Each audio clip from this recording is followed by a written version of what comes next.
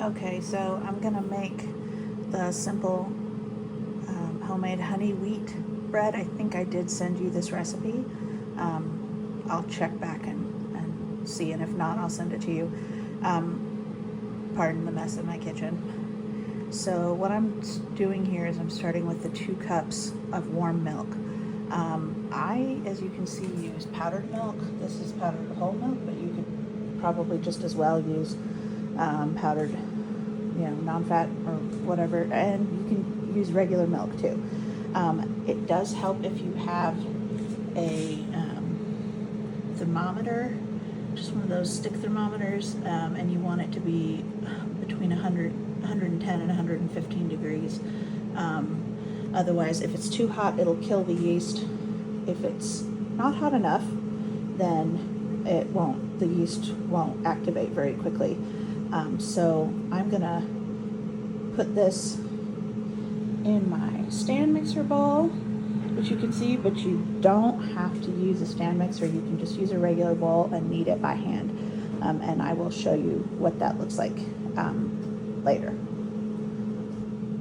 Okay, so it says to add a teaspoon of sugar and 1.5 tablespoons of yeast. I decided to add a little honey instead. So I just poured that in there. Now this is the milk I'm stirring up. And then I'm gonna do a tablespoon and a half, might be a little over a half, that's okay, of yeast. I use fast rise or rapid rise yeast. This is like the Kroger brand, but you can use, honestly, I know Red Star is good. Instasaf is another good brand, but I always recommend using the rapid rise or fast rise. Otherwise it takes a lot longer. So then you just stir this up, okay, and let it sit until it starts to bubble, and I'll show you what that looks like. Okay, this has been sitting for, I don't know, 6 or 7 minutes. You want to at least let it sit for 5 minutes until I don't know if you can see, but it's kind of foamy. It starts to bubble and get foamy, so that's perfect right there. That's your yeast and sugar and milk mixture right there. So now what we want to do is add in another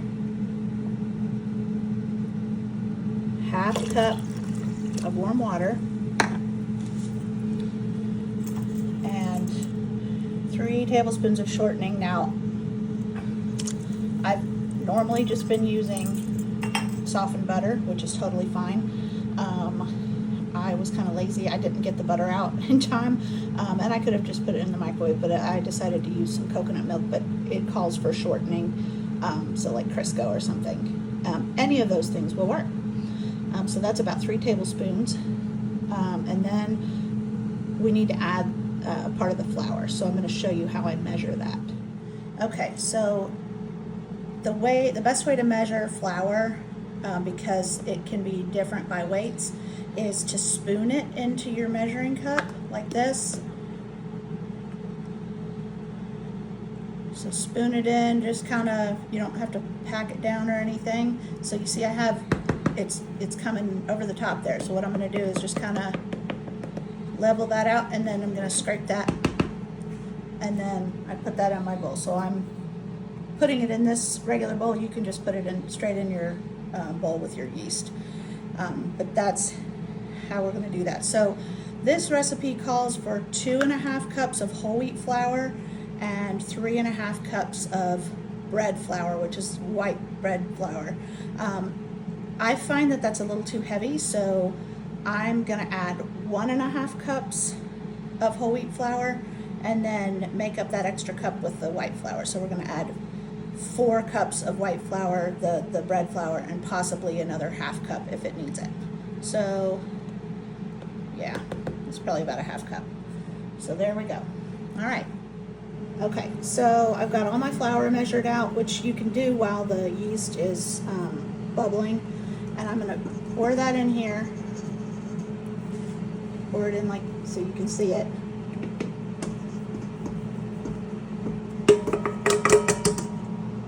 Okay. And then you want a tablespoon of salt. I know that seems like a lot, but this is going to be 2 loaves of bread.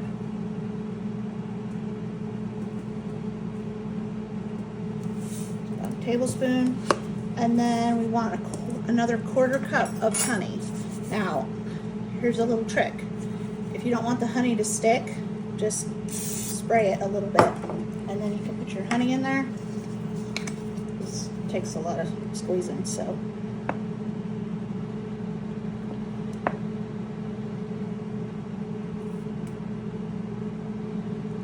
This won't make it sweet. It's not a sweet bread. It's just, I don't know.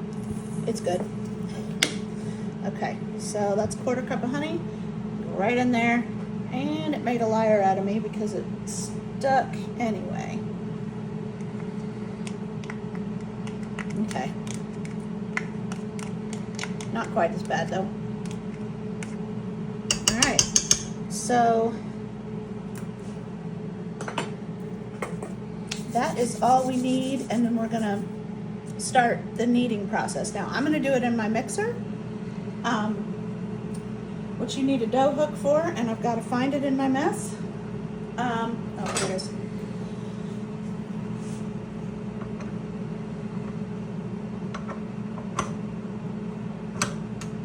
Okay, but you can knead it by hand, and I will show you afterward after the first rise how to do that. But at first you can just mix it like with a wooden spoon until it gets too thick, and then you can kind of knead it with your hands. Put some flour on your hands. Okay, so we'll come back when it's looking like it's a good consistency. Okay, this has been kneading for a little while and it's still really wet. Obviously I've scraped down the sides some. So I'm gonna add at least another 1/2 cup of the flour in, and that's the bread flour.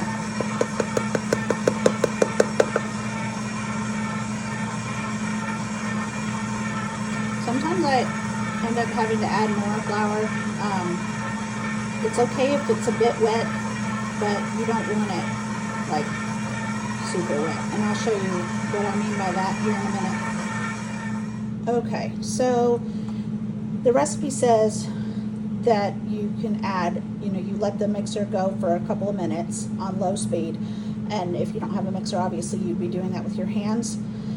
Just, kind of scraping it in so you're getting all the flour and everything's combined and pushing it down. And it says you can add small amounts of flour up to a 1/2 cup until you get the right consistency. Well, for some reason with this recipe, I always have to add more than a 1/2 cup. Today it was more than another cup. So altogether I had 1.5 cups of the whole wheat flour and a little bit more than 5 cups of the bread flour.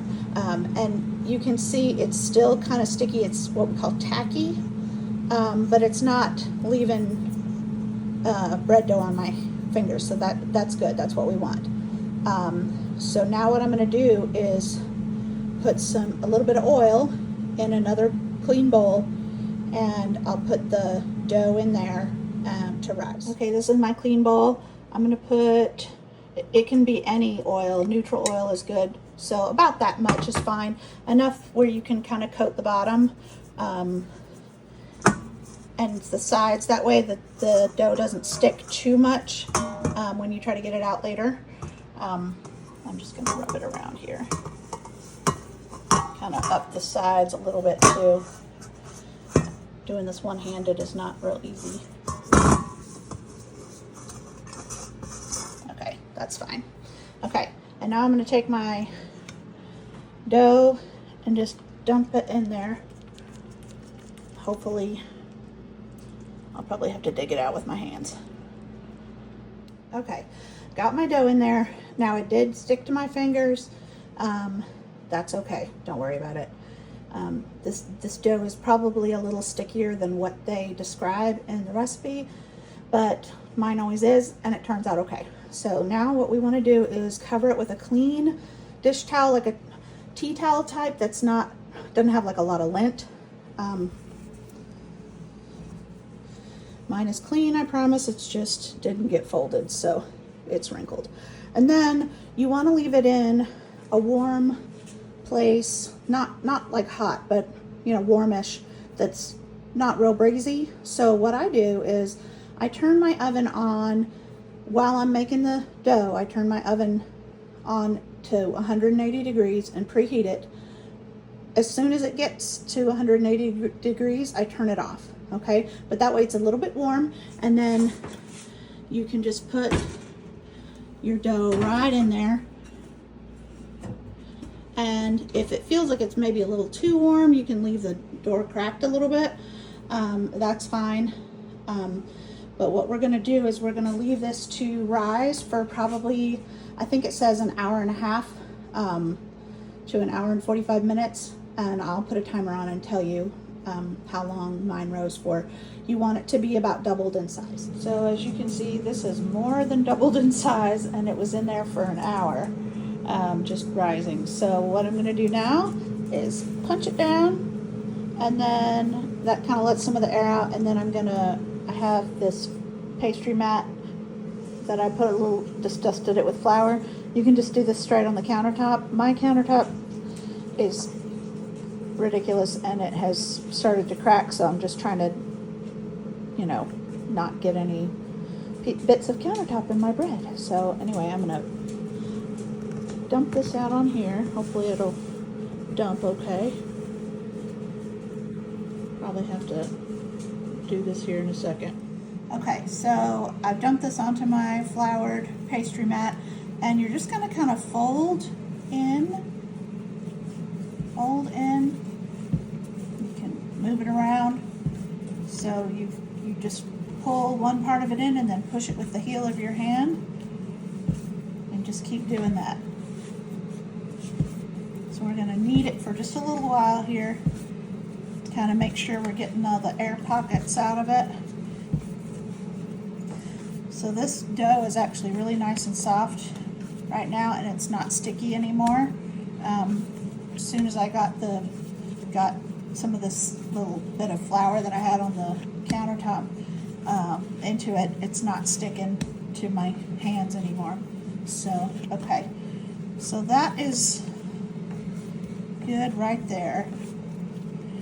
So what I'm going to do is I'm going to try to cut this into 2 even pieces right here. Get my knife out. That looks about even. You can weigh them if you have a little kitchen scale to make sure they're even, but you don't have to, and I don't usually do that. Okay, so I'm going to put this guy over here. I'm going to get just a little bit more flour on here.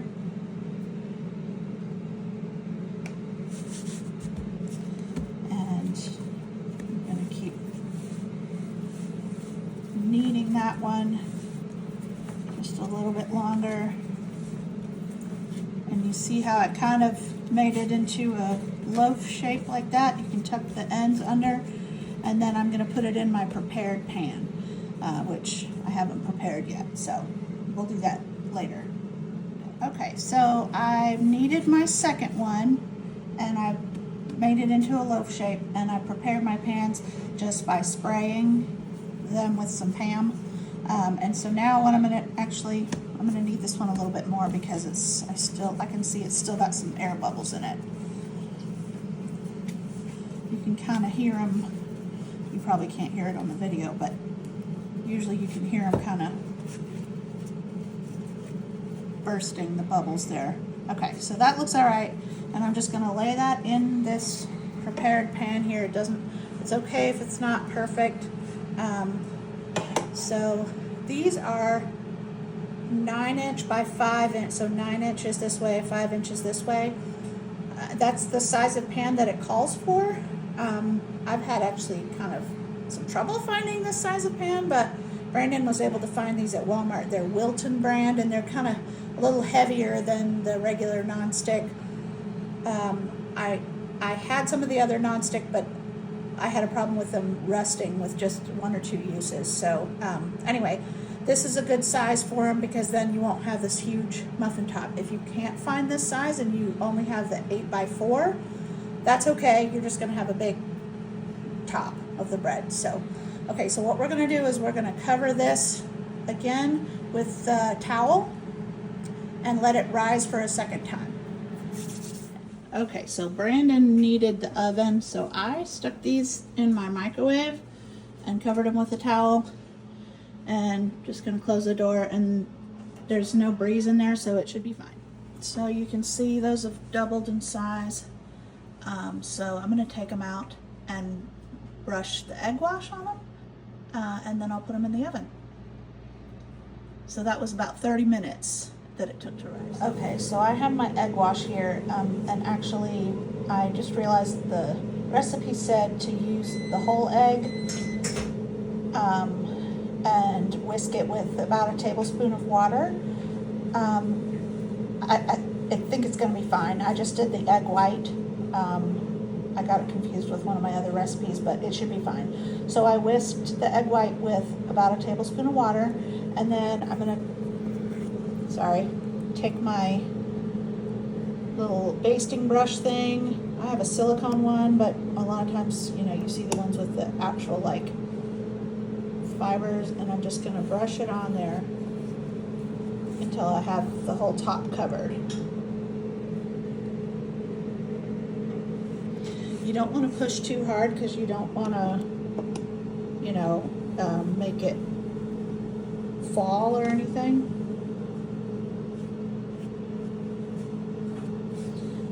This will give it a nice kind of brown crust on the top. Okay, I think I have it on all of that. And I'm going to go to the other one here.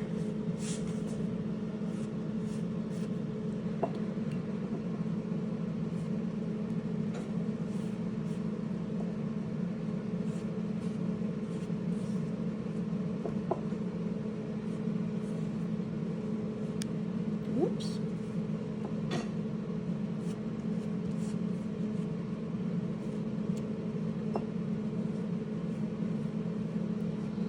So if you don't already have your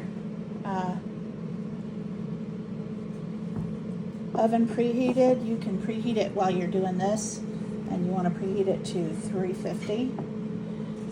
And then we'll just put these in, and I'll tell you how long they bake for here in just a minute. So as you can see, mine still have air bubbles right in the top. I'm not sure why that happened.